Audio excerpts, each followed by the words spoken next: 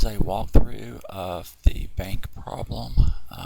You can see the example given here. Here's the first thing we did was open the file. Step 2, using one of the functions described, get the correct number in column E. It should be one formula that you can drag down that will use the correct percentage. Then using the chart at the bottom left and the same function, fill out column F. So we're going to go in here. One thing I'm going to do just to make this where I can read it a little bit better is to change up my column width a bit.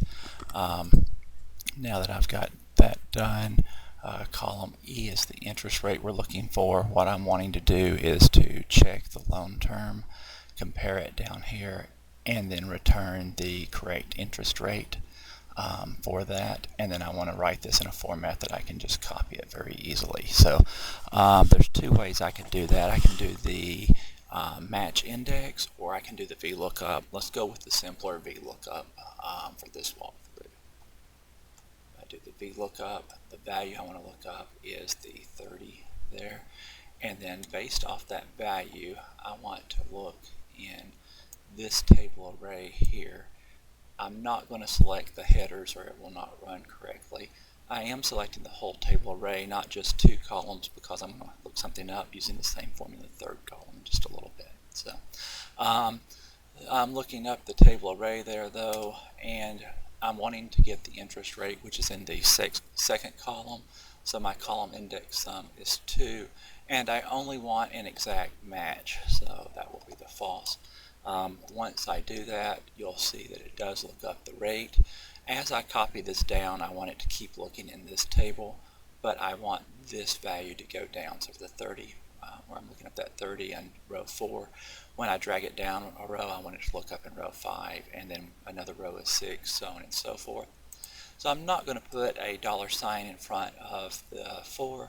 I am going to put the $sign in front of the 15 and the 17 so they don't change when I go down. And that will take care of copying this down. Now I can also copy this same formula across, but when I do that, I do not want the D to change when I copy it to the right. And that's all there. So let's go ahead and format that as a percent. There's my percentage. Copy this down, and everything seems to go okay. I'm going to copy it to the right one to look up the down payment. And now then, I'm still looking up D4, still looking up the same range. I want to bring in the, okay.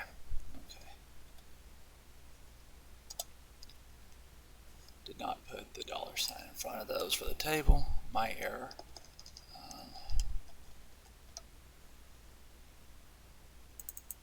Okay.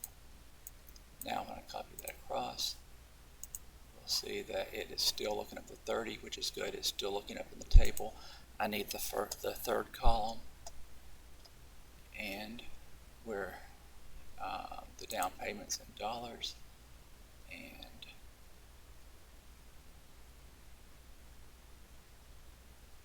sorry, yeah, required down payment. That's still percent. Okay.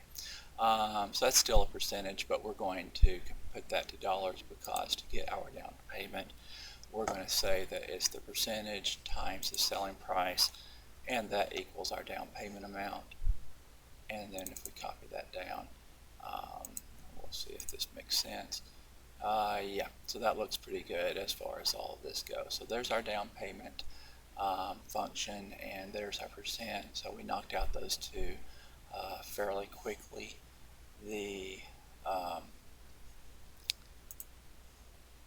So that takes care of that. Calculate the amount to be financed, selling price minus down payment in G. So here's G, amount to be financed is the selling price minus the down payment, and that just goes down as we copy it. So that one was pretty easy. Fill out the commission to be paid out to each agent. It should be calculated as follows.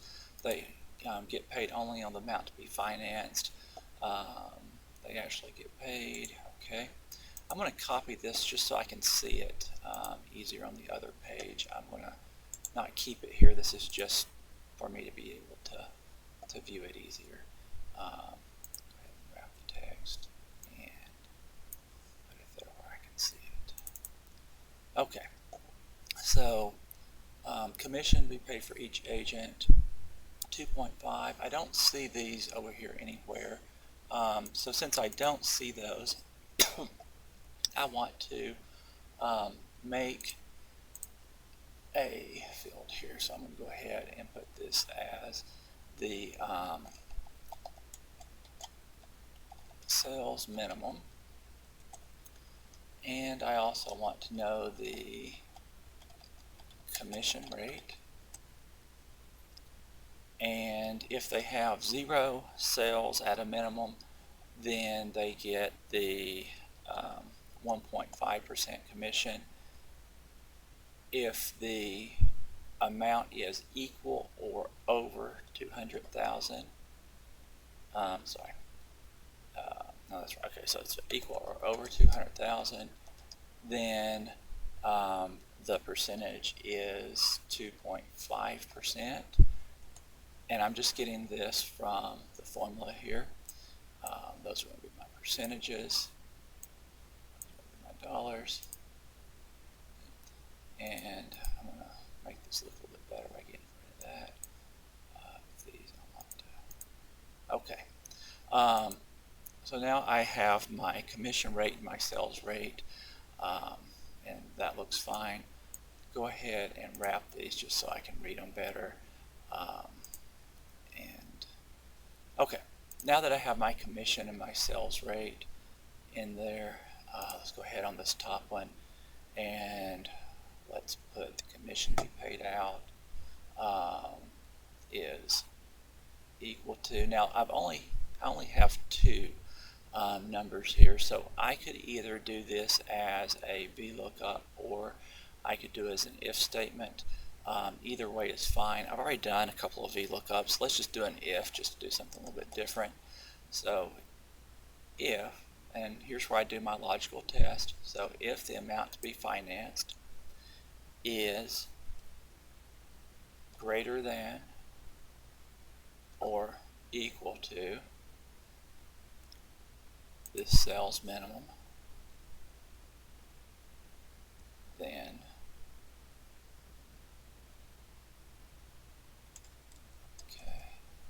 I'm going to do a VLOOKUp instead. Yeah, I'll go ahead and do a VLOOKUp.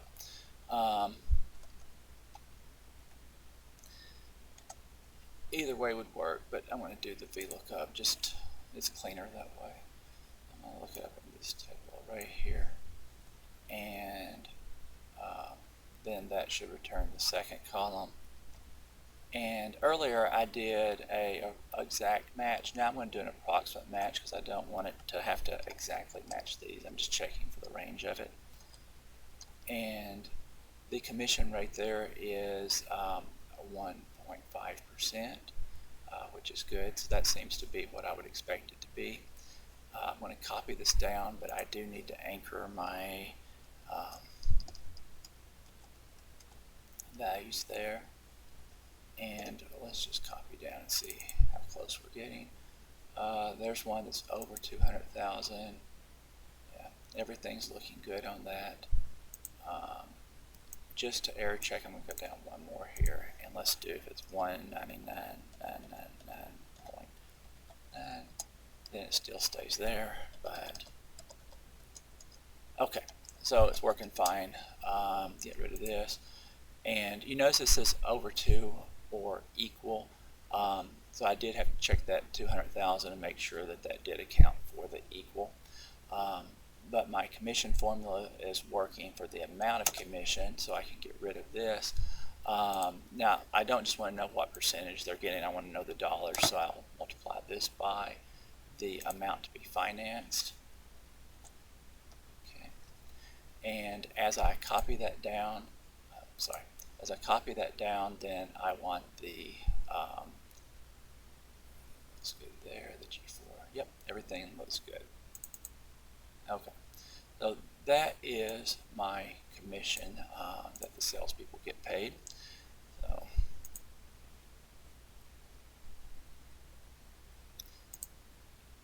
using one of the formulas, calculate the correct commission for each seller in cells B22 and B23. B22, B23, there's the name, there's the other, okay.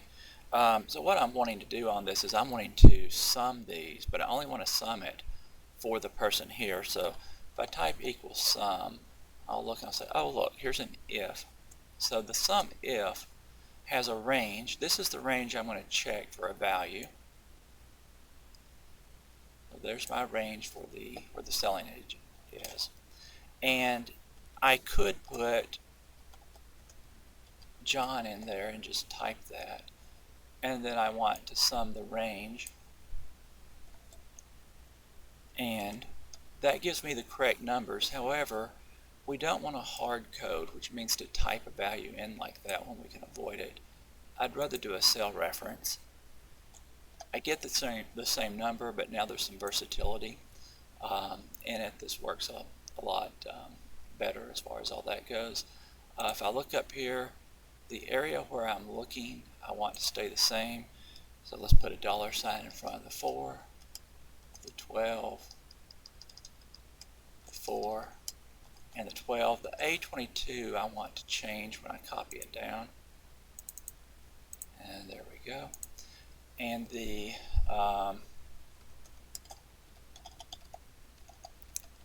header there, just a $, is not very good, so I'm going to put seller there, commission there, and then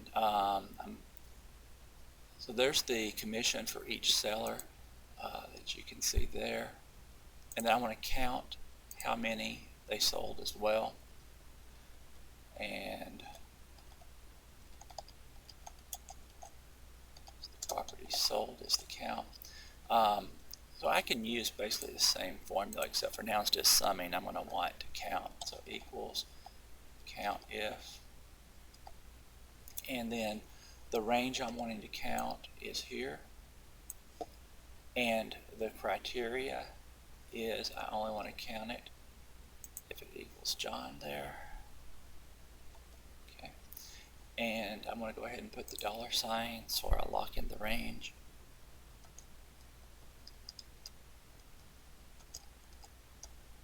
And then let's copy that formula down.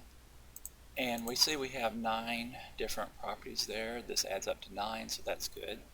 If I want to double check here, I can look, and I can look down here to see that my sum is 54, 7, 18, 13. If I look here, 54, 7, 18, 13, same number, so the sum of this equals the sum of that. That's a good little sanity check to make sure that everything ends up being right. Now, we've done the count, so the branch has an extra, so I'm going to copy this over so I can refer back to it as I do this. And the I'm going to delete these in just a little bit, but for now I just want to make it where that I can read it better. So, okay. So the branch has an extra bonus where the branch manager will receive $10,000. Let me go ahead and put this here, and we'll just call this the manager bonus. Okay. And my manager bonus is going to be equal to 10,000. And in order to get that bonus, they must meet all criteria given below, and the criteria given below is that the loan amount is over and the loan term interest is at least, and the interest rate is at least. And as I look through here, once again, this is all given for any loan that is over $250,000. Loan term interest is at least 5%. Interest rate is at least, loan term got in a hurry there. So the loan term is at least. So the loan term is at least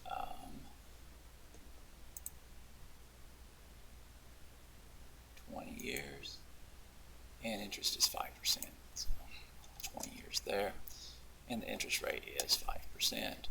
I have a currency here. It's in years.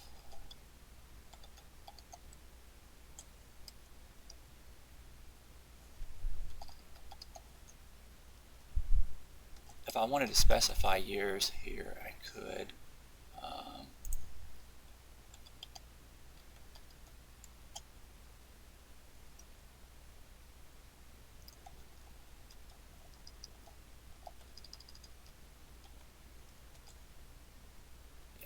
And then I don't have to specify it there, so it'll look a little bit cleaner.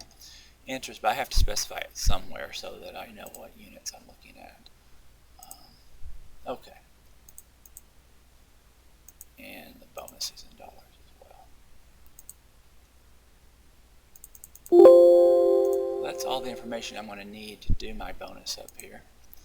So the branch has an extra bonus when the branch manager will receive $10,000. That is for any loan that is over $250,000. And my AND function. So that's based off the amount financed has to be greater than, and it says over, not at least, so it has to be over 250,000.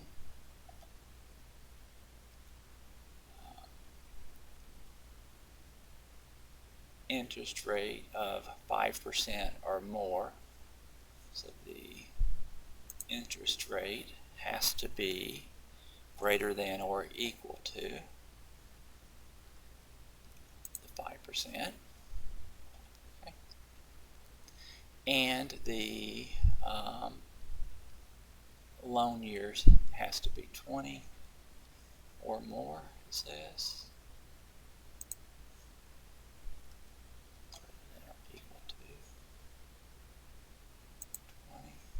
Okay. And if I do that, that'll give me a true or a false. As I copy this down, I do not want the numbers at the bottom to change, and that's the row numbers. When I look through, I see that I have a true condition in 2 places there. And now what I want to do is I want to do my if statement.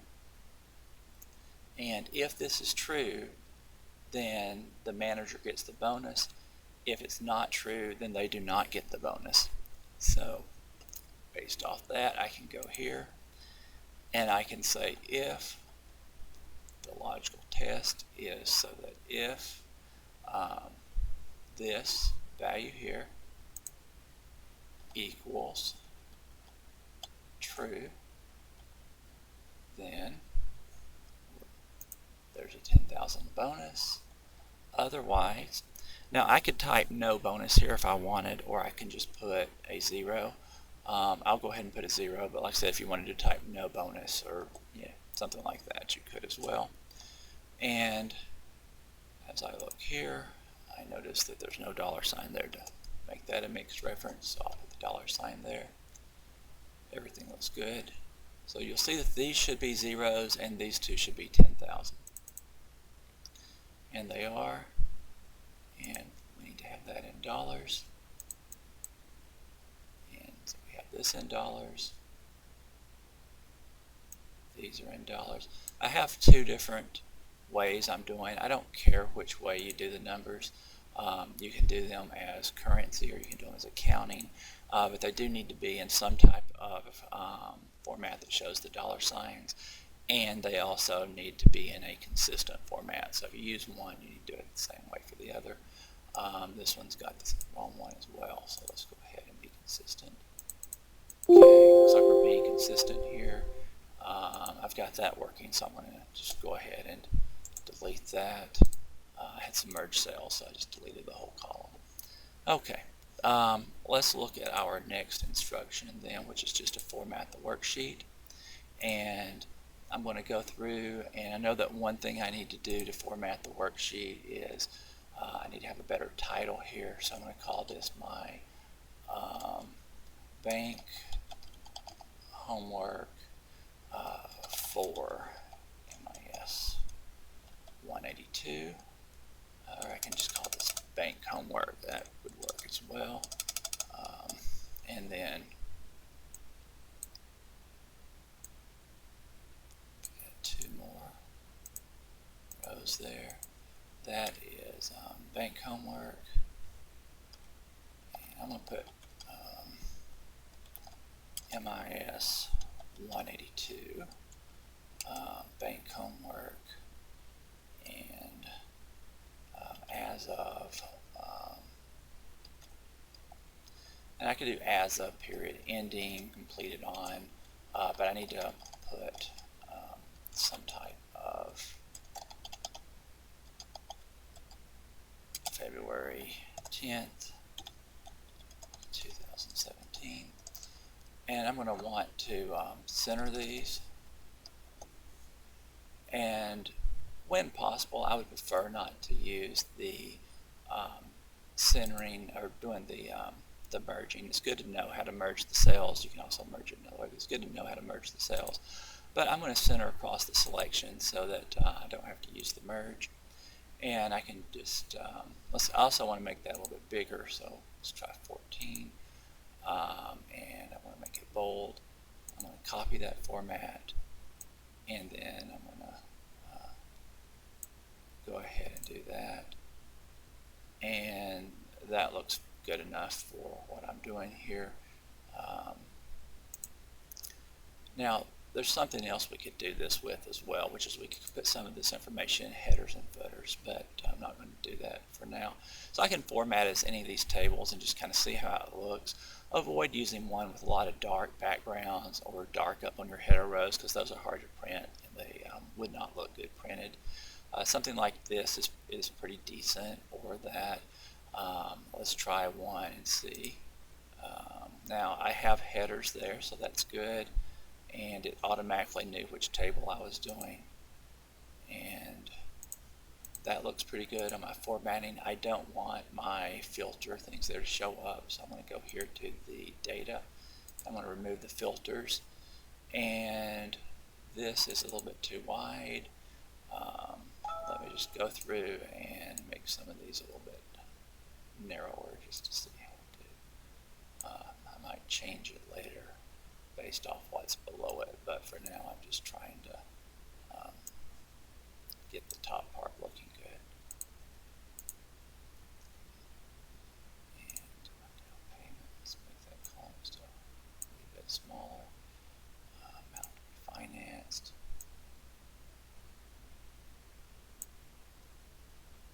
Commission bonus.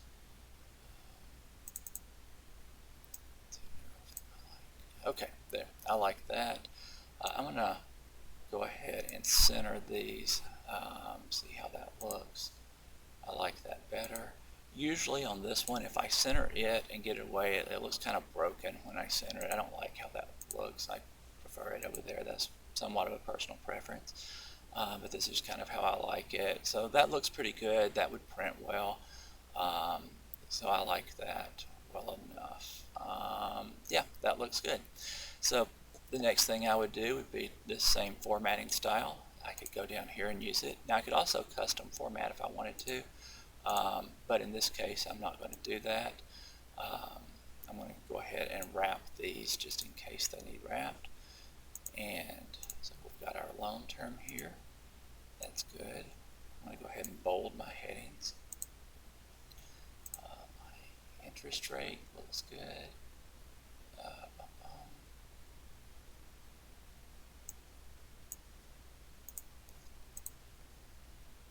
All that looks pretty good, except for I'm going to go here, format as a table.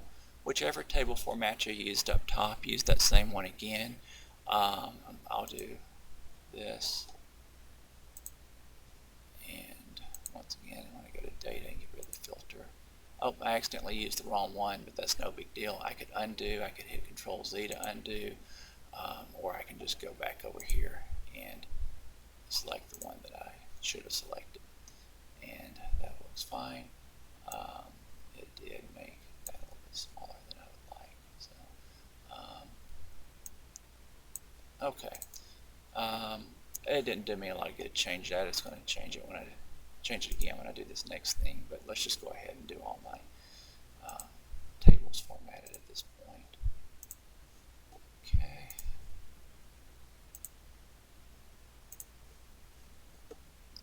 And you got to be sure and say that your table has headers. This one might be a little bit tricky, but not really. Because I've got the blank thing here to make everything fit nice, it really kind of doesn't like that as much. So let's see what we can do here.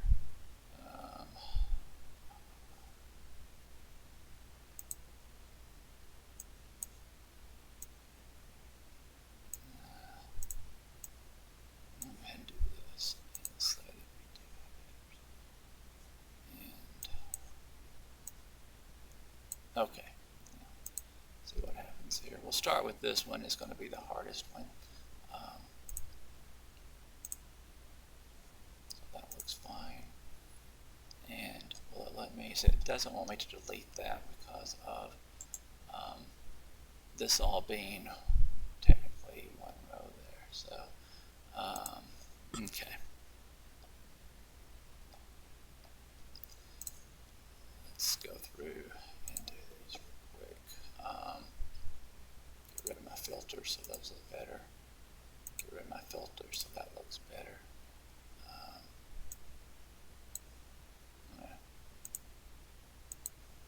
Let's see if I can format it like this a little bit.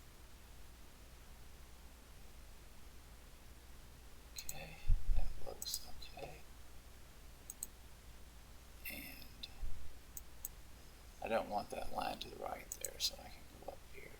And is that a right border or a left border? It's been a left border. Well, let's just go into this. And for my borders, I don't want that line there. And good. Does everything here look decent? Interest rate, that should be a percentage. And I don't want those aligned. That's a dollar amount.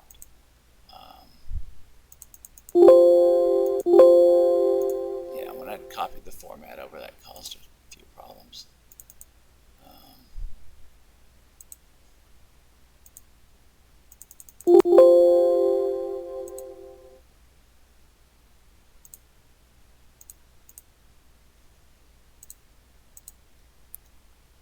And one thing on this is you can see that for the alignment that's aligned. I'm going to go through on my alignment here and take a quick look at that.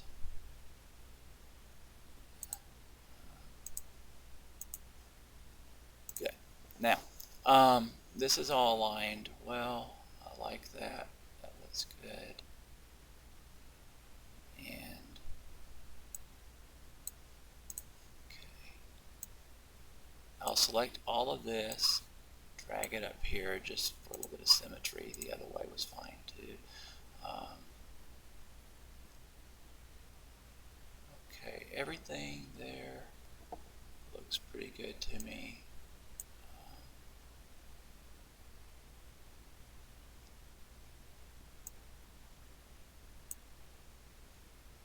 Trying to make it as small as I can just so that this prints better.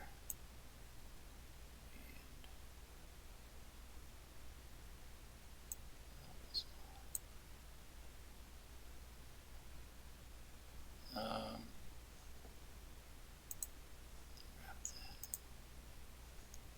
Okay. And you can see I'm just trying to perfect this a little. My bottom line there looks like it's bolded, and I want it to be the same format as the other bottom lines, so I'll just do the outside. changes it up. Everything looks pretty good on that. Now, some professors might want you to center it. There might be times when that, you know, I might say center it or whatever on your numbers. That's fine, but the best practice is not to center on these unless there's a real compelling reason to do so. The reason for that is it makes it really easy for me to look up here and see what is text and what's numbers. That's good for auditing purposes so that I can spot errors quicker. If there was a number that was on the left, then I would know that it was a text and it wasn't being added in, so I could catch an error that way. So this is pretty darn decent. Last couple things I need to do is, this is my analysis sheet. Okay. And it would really be a good practice to have a cover sheet as well, but our instructions will serve okay for a cover sheet. So this is my analysis. And then I want to go into print, and when I look at print, I see that this doesn't print well the way that I have it. Let's look at landscape orientation. Does it print? Everything's on one sheet. That looks good. I'm not seeing any obvious errors, so I like that as the way to print. Save as, and I'm going to put save as Taylor Ross. The reason I put it that way is because that's kind of the way in a lot of our homework. In reality, I would put this is something like bank analysis 0 to 1017, something along those lines, so that it's, you know when it was done and you know what it is. So the title of the file should be explanatory, and it should also leave room for versioning so that you have good version control. Right now I've got this in that file, so I would just go ahead and put this into my appropriate file, and your appropriate file might be different than mine. So yeah.